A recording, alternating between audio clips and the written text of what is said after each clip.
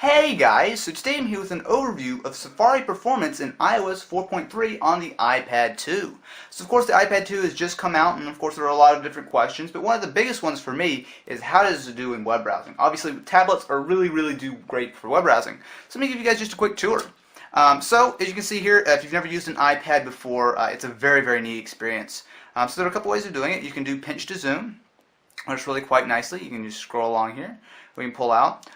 We can also, if we jump over to the iPad, you'll see that this is, of course, the Apple website. But it's really nice and smooth. We just flip through, the various things. It is really quite fast, and a lot of that is due to the 1 gigahertz dual-core Apple A5 chip. But let's not just view Apple's websites. Let's go take a look at a couple other things. So this is State of Jailbreak. Again, this is a full desktop site, and as you can see here, no time at all. It's super quick loading. That's a really good thing, and let's just give you guys another example of the various features. So once we open this up here, you'll see that very similar to how the previous iPad worked. You can double tap to zoom in. The 9.7-inch display is plenty big for reading most websites, but obviously you have that option. If we want, we can also zoom in really far in here. So if you really have bad eyesight, but that works really quite nicely. We also do have a YouTube video. Typically these actually play, however this one for some reason is not not cooperating with me, but trust me guys, that works just fine. In fact, I was just watching that video earlier. Actually, let's refresh and see. I bet that'll work. There we go. Just a little glitch there. I have noticed a couple of small things. I've noticed just right off the bat there are a couple of text formatting issues, but super minor and not a big deal. So let's just show you guys a YouTube video. Of course, it does play inside the browser, just like on a desktop. So hey guys, so today I'm here with a first look at iOS 4.3 for the iPhone, iPod Touch, and iPad. So of course you can just play the videos. We can also make them full screen.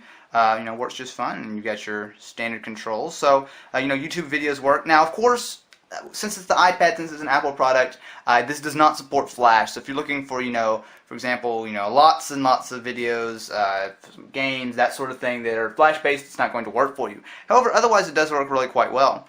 Now, of course, you can pull up the nice size keyboard, and if you want, you can just rotate it, and it works just the same, but I prefer to keep it in landscape mode because it seems to work a little bit nicer.